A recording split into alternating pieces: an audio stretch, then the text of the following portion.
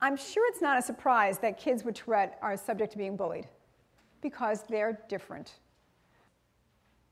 The bullying can be very, very subtle. It can be as subtle, it's imitating the tics. You bark, I bark. Sometimes that seems very subtle. Sometimes it happens when you just turn your back around. They are frequent because they're so different. This was really great. When Eric was in 8th grade, after his diagnosis, he had some very loud vocal tics. Some of them were very strange.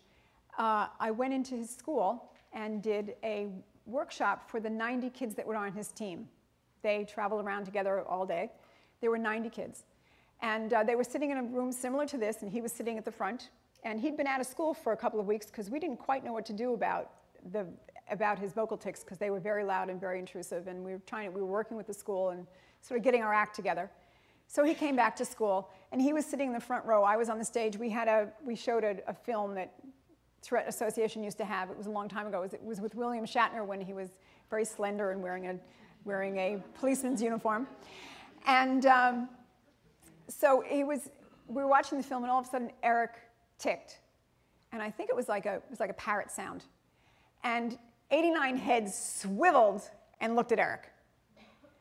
And I continued talking. He ticked again. They looked again. Third time, they didn't bother to look. And when the whole thing was over, it just so happened that my husband had started working at that school as a guidance counselor of Eric's 8th grade year, which was very convenient. A young man who had his own significant emotional issues went up to my husband and said, "You mean he can't control it?" And my husband said, "No, he really can't control it." And this young man said, "You mean he really can't control that?"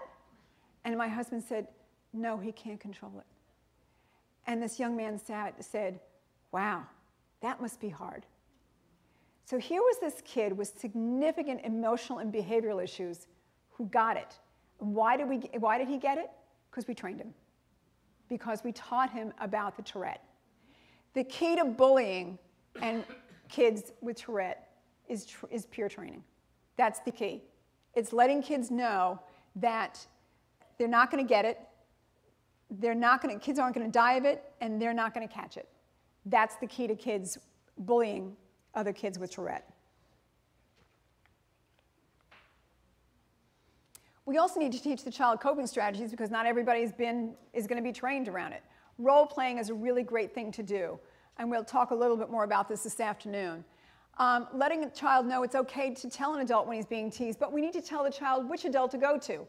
Is he going to the school nurse, the school psychologist, mental health counselor that's in the school, the assistant principal, a particular teacher? It's not okay to just say, talk to an adult.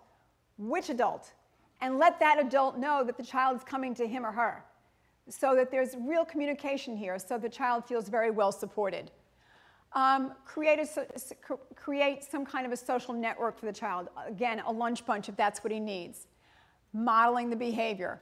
We go back to, again, the Chaim Ganat thing. You are the weather. If you accept the child's tics, then everybody else will accept the child's tics. Sometimes those are pretty hard.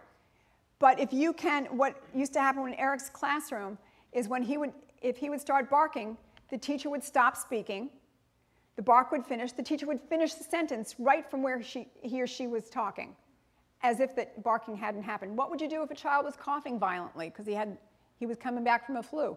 You would wait a moment and keep going. I've been on airplanes where I've heard children crying for 2 hours, and I wished it was my son barking instead. It's a little bit easier. Blinky. Blinky is my brother. My brother is now in his early 60s, and we were on vacation together in February. We had a great family vacation, my dad and his significant other, my brother and sister-in-law, my husband and myself. And we were talking about the presentations I was doing this spring. And as I mentioned, he was diagnosed with Tourette when he was 51. Although he had symptoms before the age of 18, which is part of the diagnosis of Tourette, you had to have had symptoms before the age of 18. He wasn't diagnosed till he was 51 years old. At 51, his company downsized, and suddenly he was without a job. And his stress level, as you can imagine, maxed out. And the throat clearing tic that he had had all of his life suddenly became and his little eye blink that I remembered from when he was a kid became very significant. And we were talking about all that. And he said to me, you know, when I was a kid, they called me Blinky. I didn't even know that. I just remember when we got to high school, he was Sus, because our last name, my maiden name was Sussman, and I was Little Sus. That's the nickname I remembered, but at the age of in his early 60s, he remembered when he was 8 and 9 years old being called Blinky. So nicknames and those kinds of things, that kind of bullying is something that stays with someone forever. I never would have thought about that until my brother told me that story. So the most important thing we need to do is train other kids. It's a really important thing to do. The outcomes for kids with Tourette are significantly greater if their peers have been trained. The incidence of bullying is significantly reduced, and it makes complete sense. We want our kids to be empathic.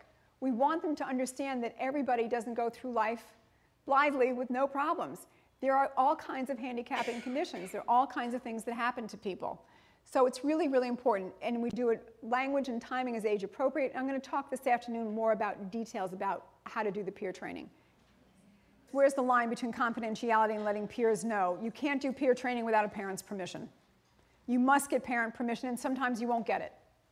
So what happens in that case is the child is having difficulties. You call the parent and you say, Johnny's having difficulty because of his tics.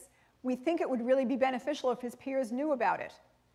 There's a lot of documented evidence from the Tourette Syndrome Association, and if you look at their website, the website's fabulous, by the way, around bullying. We think it would be really beneficial. Parent says no, another incident occurs, you call the parent again, and you keep calling the parent until you wear the parent down, which you shouldn't have to do. But eventually, you really have a conversation with the parent until the parent understands. Everybody knows that their child is different.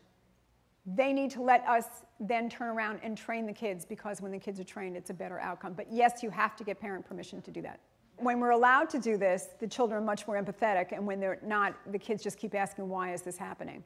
So yes, if you can do it, it's much, much better outcome.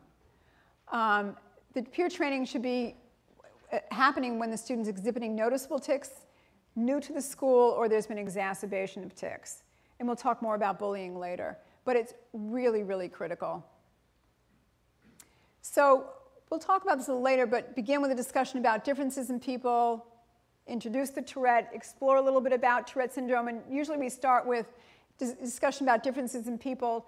Do you know anybody who has asthma? Do you know anybody who, depending on the age level, do you know anybody who has to use an inhaler? Do you know anybody who has diabetes and has to take shots? We start with something other than Tourette syndrome. The perceptions and the reactions, it's not contagious. The person has normal intelligence. They're not crazy, and they will not die from it. These are all important pieces.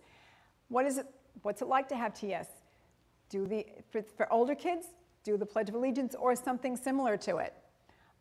Discussing teasing and bullying. And then the Youth Ambassador Program, which is all over the TSA website, is just terrific.